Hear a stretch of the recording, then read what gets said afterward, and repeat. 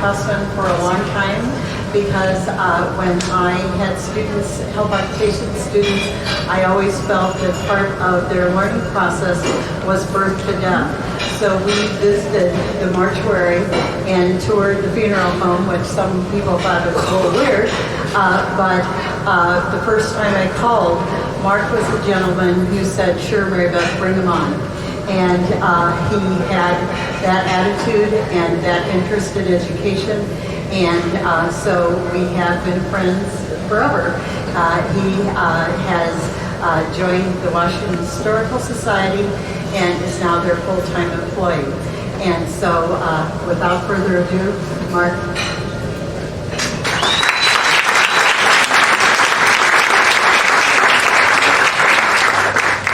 Thank you very much. Can you hear me okay? Yeah. That sounds spooky to me.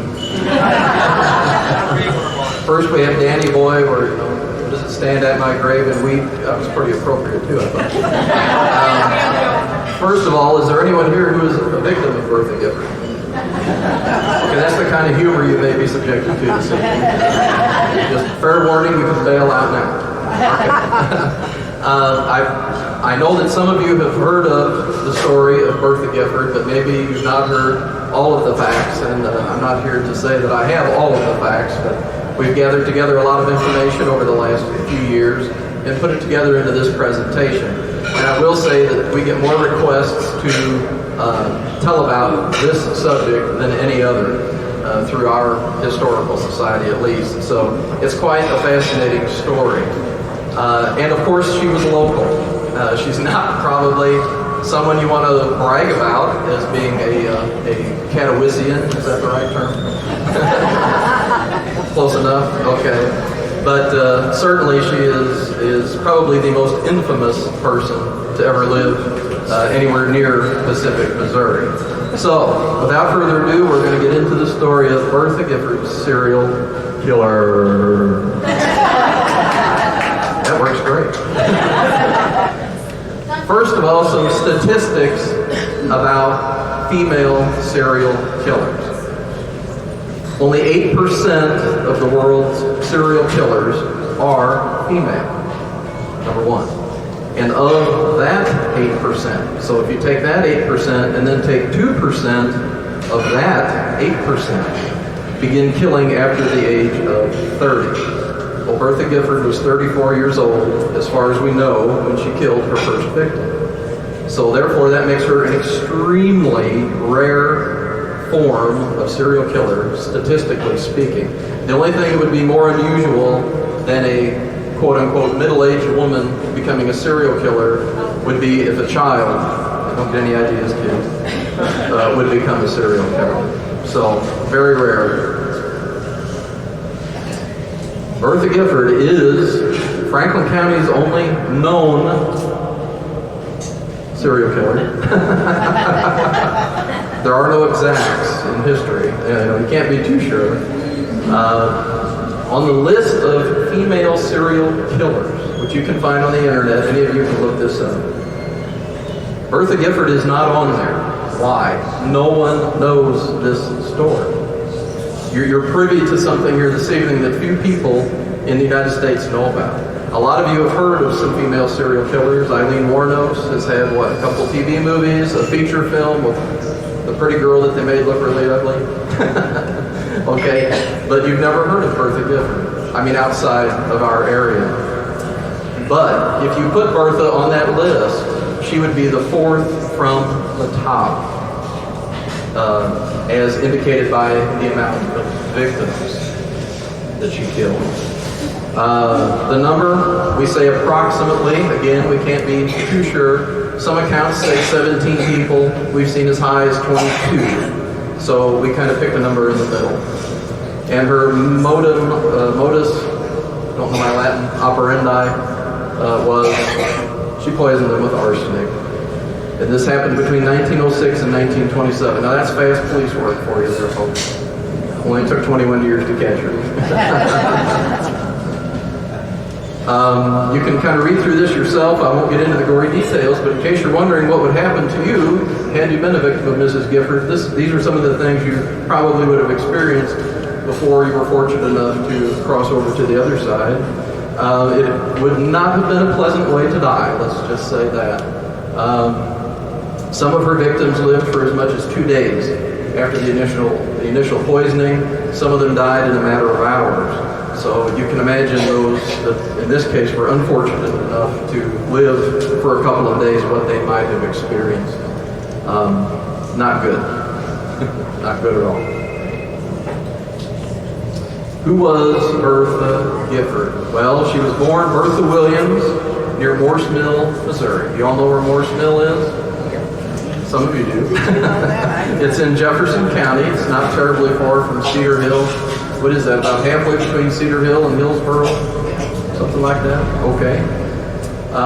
That's Bertha's hometown. She was born in about 1872. A lot of things about Bertha Gifford, there are conflicting numbers, dates, places. So we say about 1872. Her parents were W.P. Williams and Matilda C. Lee. She was one of 10 children, and she fell somewhere in the middle of those 10. And your first glimpse of Bertha Gifford is, she's the lady on the right. That is Bertha and one of her sisters. She was considered to be a very attractive lady. Now you can make your own jokes or your own judgments using this picture. Okay. Don't go there. All right. But, hey, in 1890, that must have been pretty hot. A couple things about Morse Mill. The old iron bridge that certainly would have been there in Bertha's lifetime is still there, although it's no longer used for automobile traffic. The Morse Mill, see if you were real good, you already figured out that the town was named for a mill, is no longer standing, but it was named for the Morse family and the mill there on the Big River. Bertha gets married. First, she's not Bertha Gifford, she's Bertha Graham. She married Henry Graham of Morse Mill, Missouri, and together they ran the Morse Mill boarding house. We do not have an image of Henry Graham, her first husband, but we do have this rather grainy image of her first husband's father. This is Jimmy, as he was known, Graham. A lot of the pictures this evening, I'll apologize in advance, a lot of these images come from grainy, old newspaper clippings, so the quality is not great, but I'm just kind of happy that we get a glimpse at some of these people, such as it is. Okay, about the house. The boarding house had been the Morse family homestead. It was built by John H. Morse as his private estate. In the early 1900s, Henry and Bertha operated the boarding house where, guess what, Bertha honed her skills as the cook. This will come in handy later. Remember that, okay? Over time, the boarding house has been reported to have housed some people that I hope you've all heard of: Charles Lindbergh, Clara Bow, and Charlie Chaplin. So whether any of those people stayed there when Bertha and Henry were in charge, I can't tell you. I won't lie to you, I don't know. But these people are reputed to have stayed at this boarding house. It was quite a little resort community, evidently, at one time. This building, by the way, does still stand, right? Okay, it was there the last time. They're trying to get it onto the National Register? National Okay, Register. good. So they are refurbishing this building. So if anybody has, what that means is if you have a spare $10,000, this is where you can send it. Okay. All right. Together, Henry and Bertha Graham had one child, a daughter, Lila. She was born in July of 1896. This is just a census report, which I know you can't read. I can't even read it up here. But this, what happened? Jim, you straighten that out the projector. Just slide the front of it. There you go. That's better. Okay. Thank you. All right. This just proves that they do have a daughter, Lila, in 1896. Guess what? Now, ladies, okay, or I should say gentlemen, if you see your wife making notes about now, be very, very afraid. All right. Bertha's first victim was her first husband, Henry. Family lore states that Bertha was having an affair with Eugene Gifford, and Henry found out. Henry died in 1906. So he is her first known victim, and as I said, in 1906, Bertha would have been 34 years old, which puts her up in that very rare statistic of serial killers. Since this time, we pretty much have confirmed from family members that Bertha indeed was having an extramarital affair, but so was Henry. Tit for tat. Whatever. Okay. He is buried at Morse Mill at the church cemetery there on the highway. So you can go visit Henry and a lot of other people that we're talking about. The second marriage, this didn't take very long. After Henry's demise, Bertha soon married her lover, Eugene B. Gifford. Like many small towns, the inhabitants of Morse Mill pretty much were all related one way or another. This is the original church at Morse Mill, which no longer stands. It's been replaced by a newer brick church. When was that brick church built? Do you guys know? Probably the 30s or 40s, maybe. I don't know. Something kind of looks like. Yeah. Anyway, this is a picture of the earlier church, and the cemetery that contains the graves of Henry Graham, Eugene Gifford, Bertha Gifford, and about 6 other of her victims is right next to this church in Morse Mill. They were nice church-going people. Aren't we all? Bertha the Good Samaritan.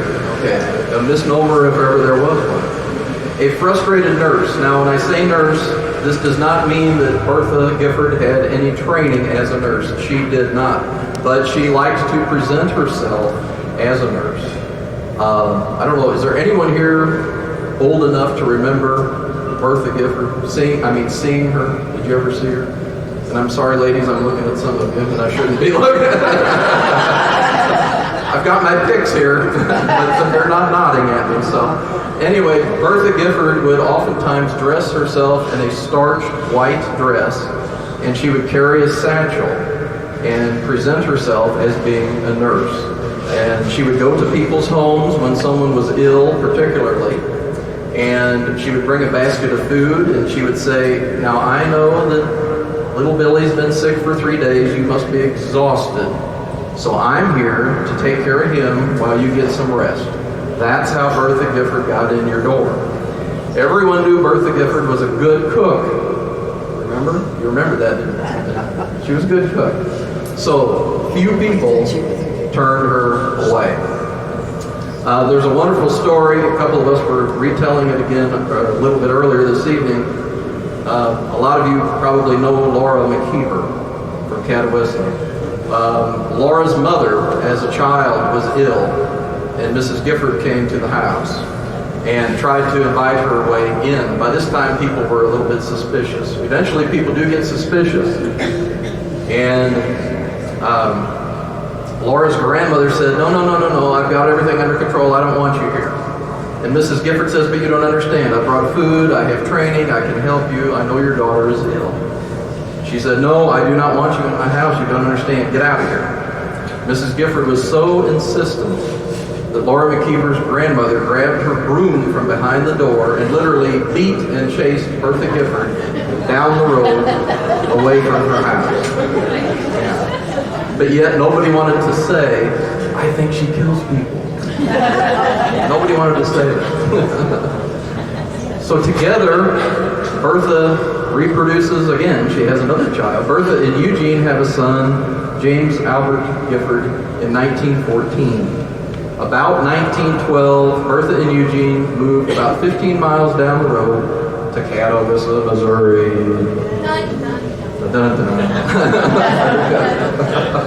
All right, that puts her right where we want her. Right here, well, not where we want her, but she's in our territory, so we can talk about her. The Giffords rented the Nicholson Place, as it was known, 1 mile east of Catawissa. And a lot of these things that you see in quotes that I use, I love these little things. These come from the newspaper accounts at the time, after Mrs. Gifford is arrested. And just the sound of the word tin-sided house, sound love that echo. Can you hear that echo? I get such an echo. Okay, I love that. Anyway, it just sounds so morbid in this context to me. Anyway, the tin-sided house would become the scene of Bertha's next murders. Now, not to let anything out of the basket just yet, but in this house, Bertha will kill Eugene's, her husband's, mother, and his 13-year-old brother. So what does Gene Gifford do? How does he not know? Keep that question in your mind. I will not answer that question for you. I'll tell you that right now. But don't you wonder what is going through Eugene Gifford's mind as all these deaths keep centering around his wife, his lovely wife. And here they are. This is Emily, Eugene's mother, and this is James, which was Eugene's quite a bit younger brother. And they both died at the Nicholson place at Catawissa. By the way, the tin-sided house is owned by Laura McKeever. Remember, this is a small town. So there's a lot of irony in this story. Unfortunately, someone threw a torch into the Nicholson place about 10 or 12 years ago, and there's very little of it left today. But if you go there on a windy day, that old tin kind of blows in the wind and kind of talks to you, I think. So if you're real nice to Mrs. McKeever, she might let you go look around there too. She's been very nice to me. Ah, yes. And then they moved to the Catawissa Mystery House. Another name given to a building by the newspapers of the time. Eugene became a successful farmer. Now remember, while all this is going on, the Giffords are very highly respected people. I just found a newspaper clipping this last week where the Giffords held a dance at their house, which was largely attended by all those in the neighborhood. They were social people. They were well known. They were well respected. Eugene was a successful farmer. Bertha was his attractive. And did I mention she was 10 years older than her second husband? Ooh. Right. Not that that's important. We'll throw that in too. They purchased this farm on the Bend Road on the Merrimack River. This house would become the scene of numerous murders over the next decade. This is the way the house looked in 1928, which is when they finally arrest Bertha Gifford. And this is the way the house looks today. It is still standing, so don't go there. And the owners of this house are Laura McKeever's cousin. Still a small town. There's a theme here. Okay. Suspicious deaths continue. 2 young victims with the same name fall to the hands of Bertha Gifford. Now, I can explain this. Beulah Pounds, born in 1909, died in 1918, would have been about a second or a third cousin of Eugene Gifford. She kills mostly relatives of her second husband, is who she chooses as her victims. After this Beulah Pounds died, and she's buried at Morse Mill, another Beulah Pounds was born, named after this one. They would have been cousins. Okay, you following me? So this tombstone that says Little Beulah, that's what the second Beulah Pounds was known as. Now, Little Beulah Pounds is buried at Oak Ridge Cemetery at Catawissa, so you can easily go and visit her. Little Beulah Pounds and her sister, along with their parents, went to the Gifford's house. Mrs. Gifford had some hard candy, some pieces of hard candy, and she offered the candy to the 2 little girls. The sister refused the candy, and little Beulah, being just a little girl, took both pieces of candy. And unfortunately, before she had given them the candy, she had rolled the hard candy in arsenic. And so, in a very short time, we have 2 victims with the same name. The suspicious deaths continue. Again, some rather poor photographs. I'm going to try to remember her name. It's on my list. Would you hand me that piece of paper right behind your head? Thank you. There's so many. I sometimes lose track. Let's see here. There's a lull. There should never be a lull. Anyway, I know it's on here. Bethel's in there, okay. Mary Elizabeth Brindley. This is Mary Elizabeth Brindley. And she was, how old? I just found it, now I can't find it back. That's terrible. Anyway, she was a little girl. Where is it? It's on this piece of paper. She was 6 years old. I'm sorry for the delay. She was 6 years old when she was killed. She is buried at Bethel Cemetery at Pond in St. Louis County. She too would have been a distant relative of Eugene Gifford's. This is George Stuhlfelder. Anyone know the name Stuhlfelder from Catawissa, Rock Church area? No? George Stuhlfelder had 4 victims in his immediate family. His mother and 3 of his children were all killed by Mrs. Gifford. The third picture is, that is Ludelphia Brindley.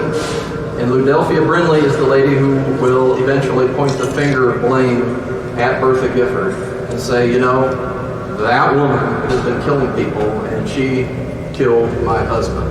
So this is the lady who will finally have the courage to say, you know what, she did it. She pointed her finger at him.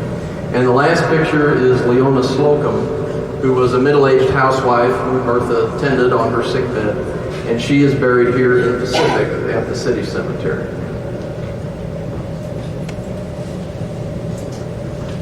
This is Elmer and Lloyd Shamel. These 2 little fellows had lost their mother.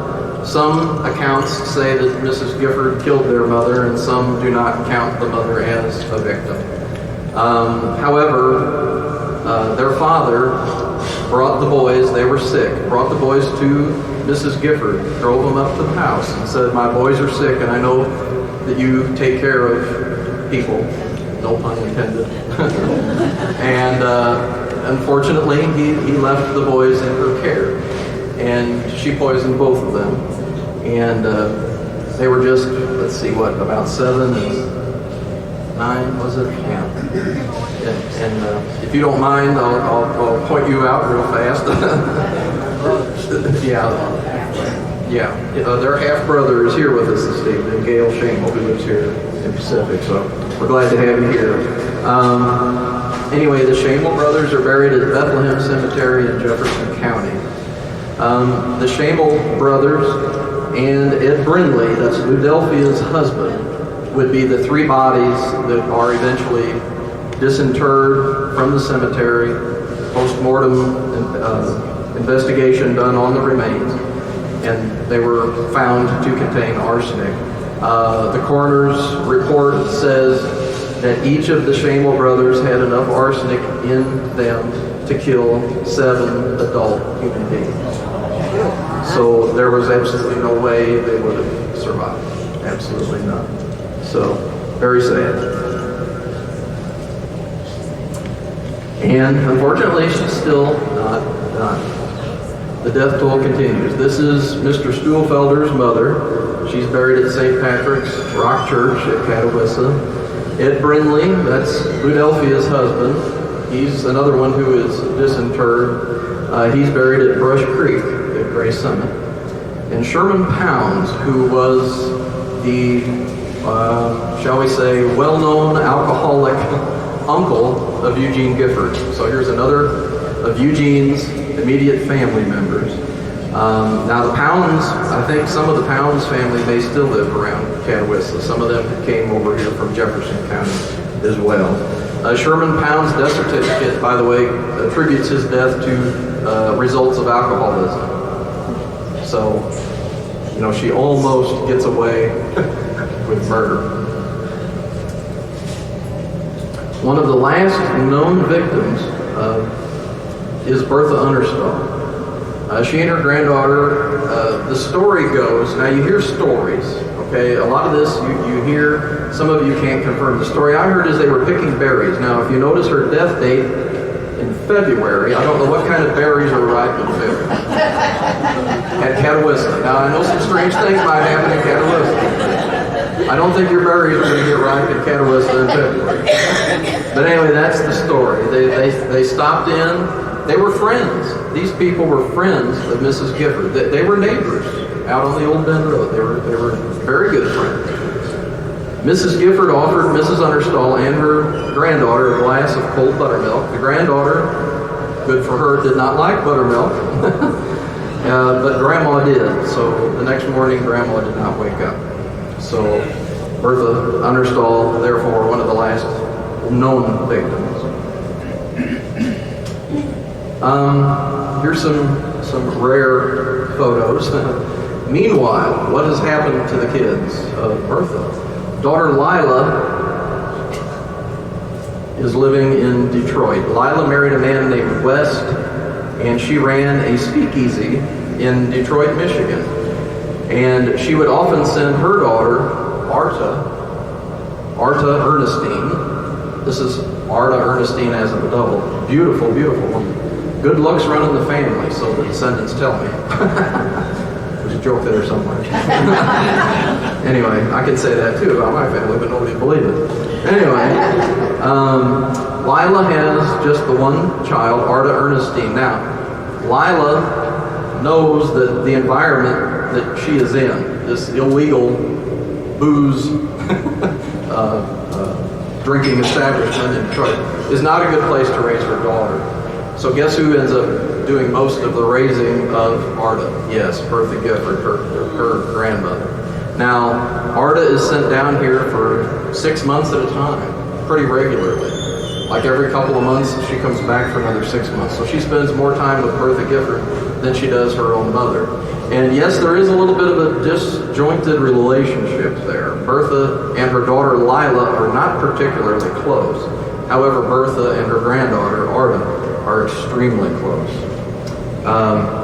Arta Ernestine West is still alive and lives in Southern California. She will be 90 years old in August. To this day, she insists adamantly that there is absolutely no way that her grandmother ever intended to kill anyone. Yeah. She says there's no way my dear, sweet grandmother could have done it on purpose. She doesn't say she didn't do it, but she says there's no way. She said she really thought she was helping people. Yeah. Son James, by the way, and if you've done the math, you know there's 18 years difference between Lila and James, Bertha's first child and her second child. 18-year difference. So James is still a young man. He's at home in Catawissa. Some of James's friends I have actually met and talked to in the last few years. And the one fellow told me, he smiled and he shook his head. He said, "All I can say is, I guess she liked me."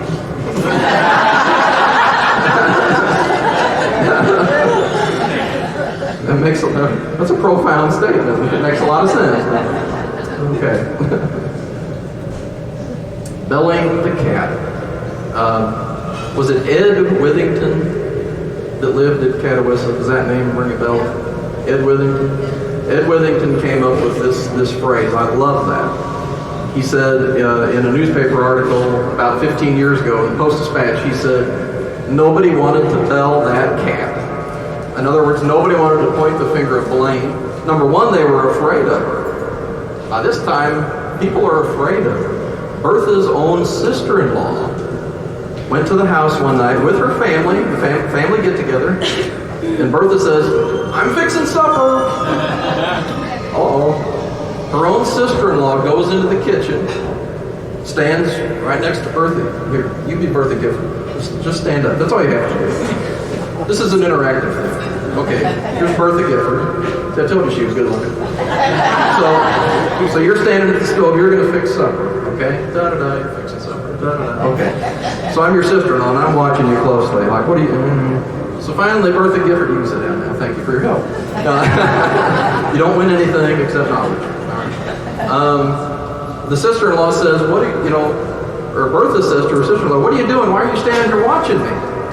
Her sister-in-law says, "I know that you've been killing all these people. So I'm going to stand here and watch you because I'll be damned if you're going to kill me and my family." Her sister-in-law says that to her in the kitchen. But yet nobody wanted to, all together now? Very good. See, it is interactive. Yay, nobody wanted to build a cat. Locals had been suspicious of Bertha for years, but no one wanted to build a cat. Finally, the deaths of the Shamel brothers and Ed Brindley forced the town to take action. Now, this is the part of the coroner's inquest on Lloyd Shamel, one of the Shamel brothers. And you can see his dead body was found at the E.B. Gifford home on the Nicholson Farm. Nicholson Farm, 1 mile east of Catawissa, Missouri, on the 11th day of August, 1925. Originally, they put on here, from evidence heard and seen, came to his death from arsenic poison, administered by, and it said, person or persons unknown. After the body was disinterred and people started asking questions, they scratched this out and they corrected it to read Mrs. Bertha Gifford. So finally, the cat gets belled. And then guess what? This is America, so she's entitled to a fair trial, right? All right. Bertha is charged with the murders of 3, not 20, not 15, 3 people. The Shamel brothers and Ed Brindley. By the way, Ed Brindley was a distant relative of Jean's. I may have said that already. And he was also an extremely close friend. He was always over at the Giffords and vice versa. They were very close to one another. Ed Brindley was at the house one evening. Supposedly, the story that we hear is that he had a little too much to drink. Anyway, he stumbled, fell, and hit his head, knocked unconscious. Bertha says, Jean, Ed fell and hit his head, carry him in the house. Carried him in the house, laid him down on the sofa. That night, Bertha Gifford, knowing what his favorite food was, which we know was stewed tomatoes, not pizza. Stewed tomatoes was Ed Brindley's favorite food, and his favorite non-alcoholic drink was lemonade. So Bertha made fresh squeezed, ice-cold lemonade and stewed tomatoes for supper, and in Ed's portion, she put arsenic. So the next morning, Ed did not wake up, and they called Ludelphia back at home at Gray Summit, and they said, guess what? Ed must have really hit his head, because Ed is dead. And yeah, I didn't even try to do that one. And so this is when Ludelphia Brindley said, okay, I've had enough. I'm going to point my finger at Mrs. Gifford. Her trial in 1928 packed the courthouse in Union with a reported 1,000 onlookers. Now, if you've been in any of the courtrooms at the courthouse, you know, if that's not an exaggeration, that had to be a really full house. 1,000 people, yeah. You can see, this is a picture of the courtroom with people in it, but it's a rather poor image, I realize. By the way, Bertha was not arrested in Franklin County. The heat was on, and Bertha knew it. So she said, Jean, we're moving. And they packed up and they moved to Eureka. Lived right in the town of Eureka. So it was a St. Louis County police officer who made the arrest of Bertha Gifford. And then Franklin County and St. Louis County played a game of tag back and forth a little bit. Nobody wanted to pay for Mrs. Gifford's long-term care, whatever that might be. Now the prosecuting attorney, Frank Jenny, wanted to hang Bertha Gifford. He wanted her to hang. That was what he was going to go for. And anyway, I'm jumping ahead on the trial, so I'll just go right ahead. Guess what? After a 3-day trial, the prosecuting attorney, the attorney for the defense, and the judge went into chambers, came out, and apparently they kind of figured out what they wanted the jury to say and kind of spoon-fed it to them, is the way I understand it. And they decided they did not want Bertha Gifford to hang. They just kind of said, you know, we think she really is crazy. Probably was. So, I think she probably was. After a 3-day trial, she was found not guilty by reason of insanity. The court orders her committed to State Hospital number 4 in Farmington. So for the next 23 years, this is the home of Bertha Gifford, the insane asylum at Farmington. Is that the rest of her life? I'm sorry? Is that the rest of her life? That's the rest of her life, yeah, the next 23 years. At first, she is allowed to go home on the weekends. That's true. No cooking. So, well, We don't think she ever killed anyone else, but Eugene would drive down. Eugene had a brand new Model A Ford, and he would drive down to Farmington and pick up Mrs. Gifford and bring her home for the weekends. This happened for a couple of years. After a while, though, Gene kind of loses interest, and we'll get into that a little bit later, too. Anyway, when Bertha is first examined by the psychiatrists at Farmington, they send her out of the room, and they talk to one another, and they say, "We don't think this woman's crazy." Now but I get that. Just last week, I got that little tidbit from Bertha's great-granddaughter. They said, "We don't think she's crazy." But after she's there for a while, what she tells them, when they say, "Why did you do these things, Mrs. Gifford?" Her only explanation is, "The neighbors were out to get me." The neighbors were out to get me. Now, what does that sound like? Paranoia. Exactly. Exactly right. Very good. Well, this is a good class. Bertha's infamy. While Bertha Gifford is still alive, her story appears in a comic book. Which is full of mistakes. And on the cover is Babyface Nelson. But inside this comic book, which is called Crime Does Not Pay, use the echo there, is the story of Bertha Gifford. Now, you may notice that her victim here looks like Rita Hayworth, and Bertha looks like Boris Karloff. So just using the images as your guide, you realize that this thing is probably not packed with facts, okay? I think right down here somewhere it says, it has Bertha Gifford saying, "Well, I don't have any children of my own." So that right there, is not true. So you all know that. All the people who read this comic book didn't know that.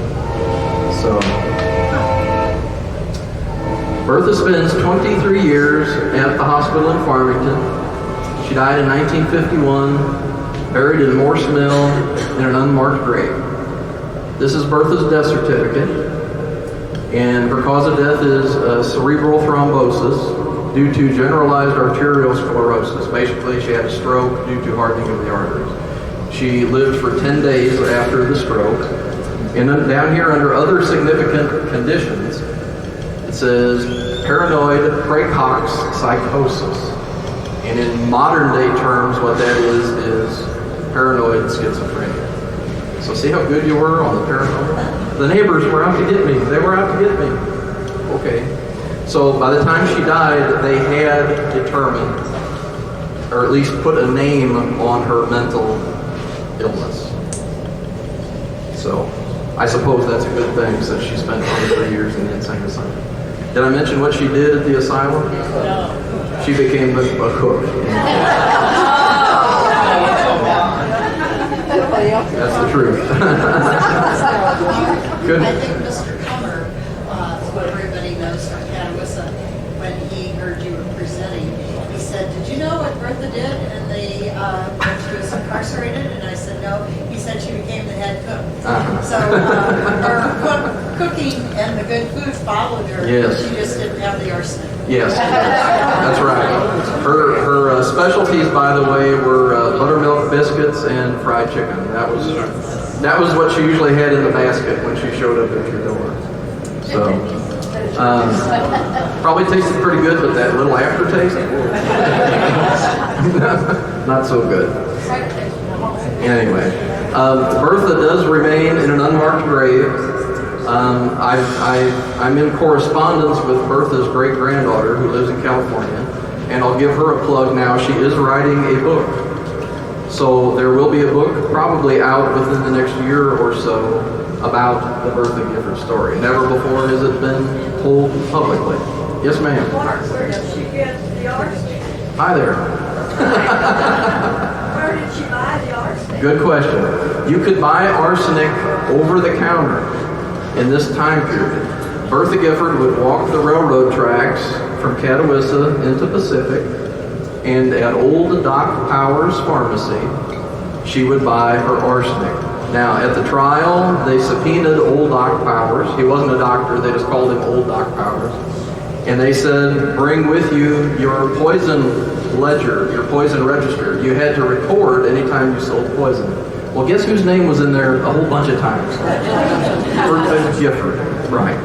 And that's right. The reason what old Doc Powers would say, well, Mrs. Gifford, why do you want to, why do you need more arsenic? I have rats in the chicken house again. That was why, that was her reason. And so you could buy a lethal poison right over the counter. Just that easy. So. What Bertha left behind. Okay, Eugene lived out his remaining years in Eureka. I had been told that Eugene eventually divorced Bertha, but that turns out to not be true. But he did decide to shack up. Leaving Bertha, of course, in the asylum and no longer picking her up on weekends, Gene found a girlfriend who actually lived with him in the town of Eureka. So Gene outlived her by 6 years. Daughter Lila visited her mother once in the asylum in 1932 and never saw her again.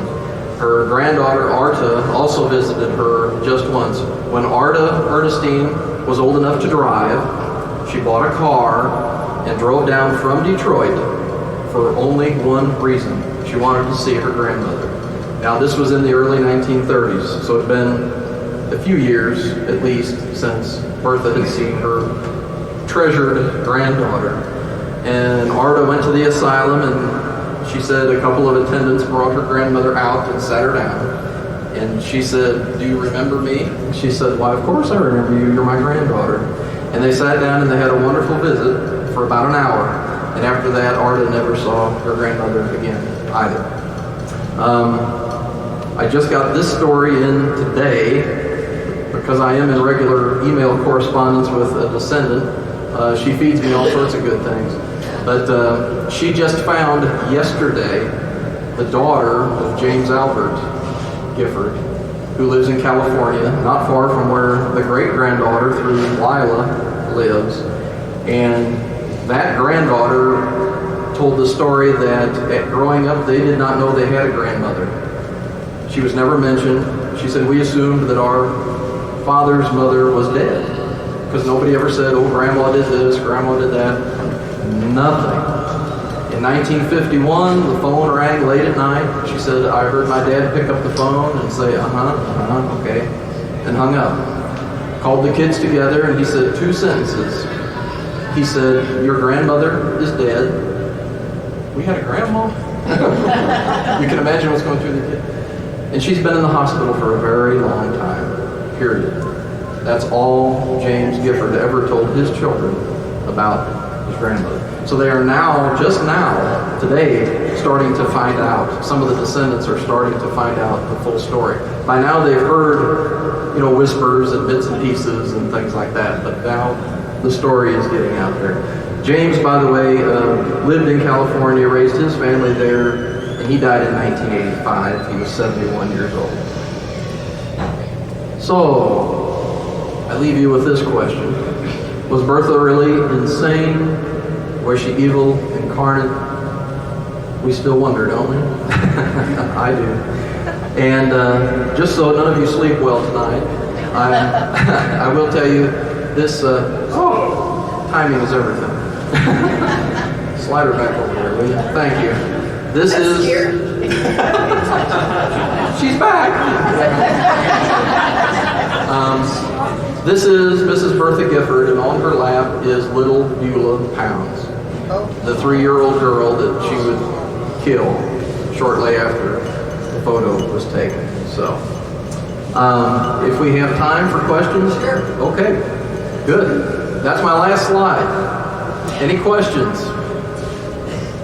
Is there any evidence all those other people besides the 3 that they exhumed and tested for arsenic? Is there anecdotal evidence that they died of symptoms related to arsenic? How do we know, like, the first cousin or first husband?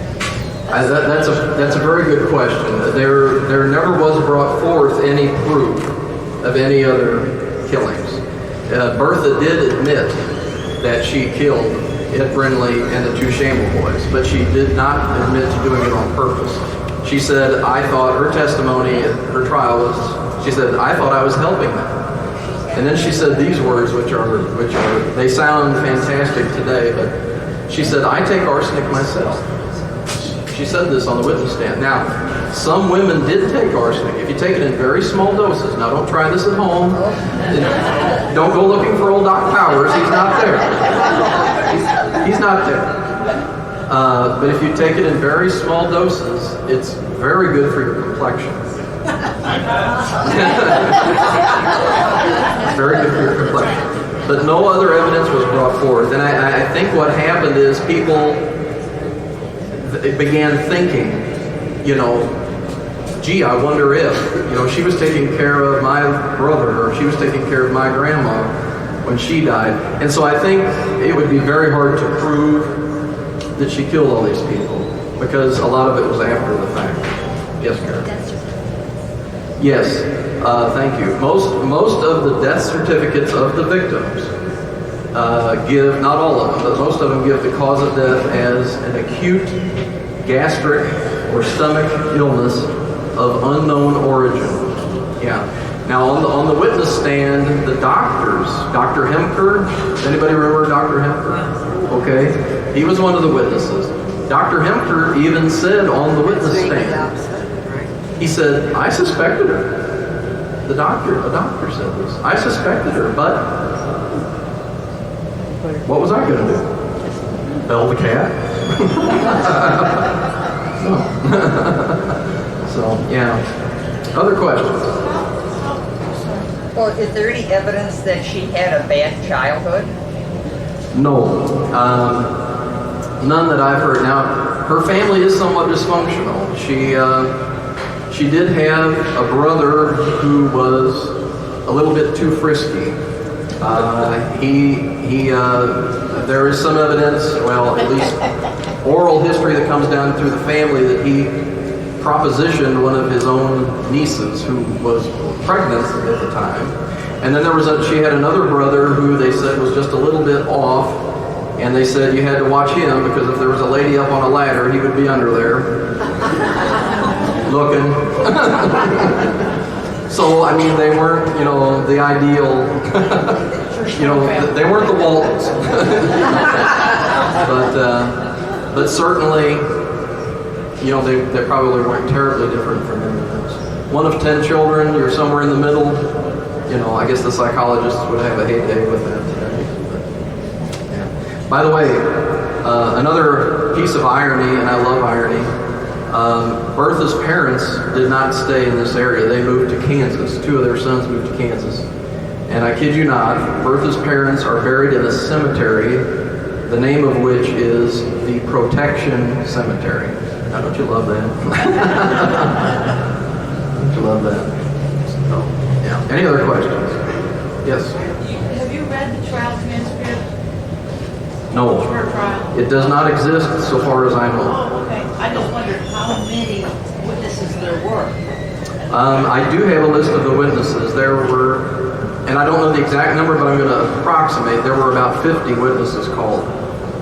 Evenly divided pretty much between the defense and the prosecution. Yeah. By the way, Eugene Gifford took the witness stand. Mr. Gifford, have you noticed anything unusual about your wife? And Eugene Gifford says, well, ever since she went through the change, she paces the floor an awful lot at night. Period. End of testimony. Period. Now, they say that Eugene Gifford was absolutely 100% completely devoted to his wife, Bertha Gifford. So we can only presume that he wasn't going to spew out any other information that he might know. Now, Bertha Gifford was not always, Grandma Walton. Now, geez, the Waltons again. There was a neighbor, a male neighbor, who had a restraining order taken out against Mrs. Gifford because he said that woman has been harassing her. And that document still exists. Some school children say that Mrs. Gifford used to stand in the barn as the kids would walk to and from school, and And as the kids passed by, they'd look up and they'd see Mrs. Gifford peering through the opening between the barn doors, just staring at her, just staring at her, staring at her, watching. Gave some of them the creeps. You know, so I leave it up to you. Was she insane? I don't know. I can't say. Yes, sir. Could she have been a religious zealot and thought she was bettering the community? Well, you know, that's an interesting thought.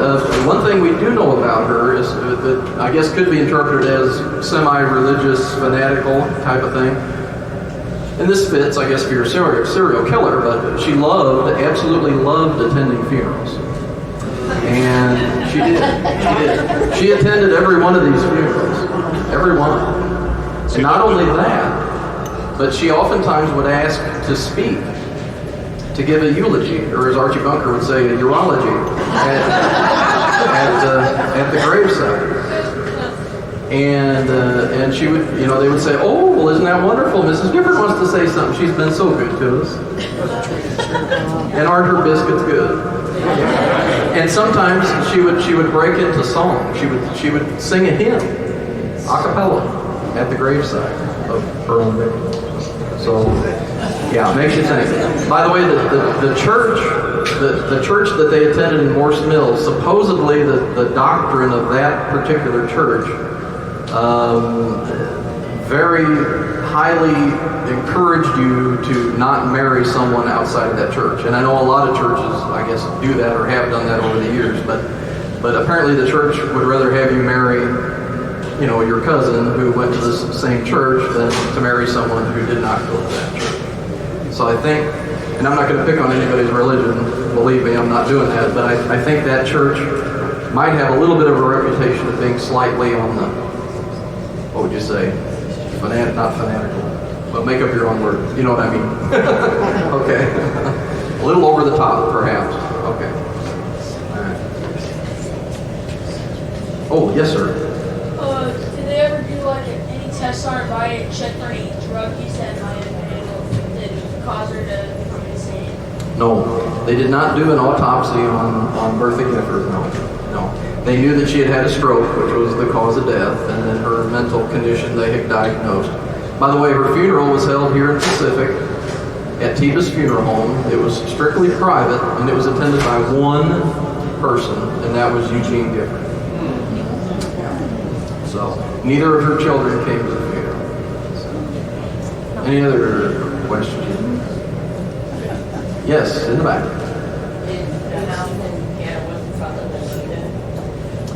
The Catawissa Mystery House on the Old Bend Road, I don't think it's lived in regularly, but they do maintain it. I want to say that people use it as kind of a weekend house, I believe. And isn't it the first house when you round the bend, it's right on the right, and there's a house on a barn? Yes, Is that that's the correct? house. Yeah. Right before Gullets, if you know, on the Yeah. Bend Road. As you're going That's to the Catalyst. landmark. Right. Yeah, the house is in very good condition, the last house. Yes, ma'am. A number of years ago, there was a wedding at that party. There was? Yeah, they had a house, it was set up outside of it. I don't know. That's interesting. Okay. Anything else? Yes, sir. You mentioned somebody's going to write a book about this. Do you expect that to be the truth or a cover-up? Well, the great-granddaughter, which is Arda Ernestine's daughter, who lives in California, is a published author. You can look her up on the internet. Her name is S.K.K.A.Y. Murphy. And she has the manuscript ready. She's tweaking it a little bit, and it will be truthful. But she hasn't quite decided how to pitch it. You know, she says, this is my great-grandmother. My mother is still alive, and she thinks that her grandmother wouldn't have harmed a fly. You know, so it'll be truthful, but yet it may not be sensationalized, you know. Understood is what you do today. Yeah. So, and by the way, I figured that when there would be a book, there will inevitably be a film, right? Okay. So I emailed the great-granddaughter and I said, I'm thinking Kathy Bates as Bertha Gifford. And she emailed me back and she said, I'm thinking Susan Sarandon. So, yes, ma'am. Did any victim survive? Did she try to No. kill? No. No one escaped. Yeah. Yeah, did you say that there used to be like a film way back when that was kind of made after the story? Well, there is a rumor that we can't so far substantiate that the play and the movie Arsenic and Old Lace is loosely based on the Bertha Gifford story. As far as I know, there is no evidence of that. Now, the story when Bertha was arrested, the story did go nationwide. It was in newspapers from California to New York City, literally. So, I mean, it was a national story. So, whether the playwright read that and got some ideas to write that, I don't know. Anything else? All right, I thank you all very much.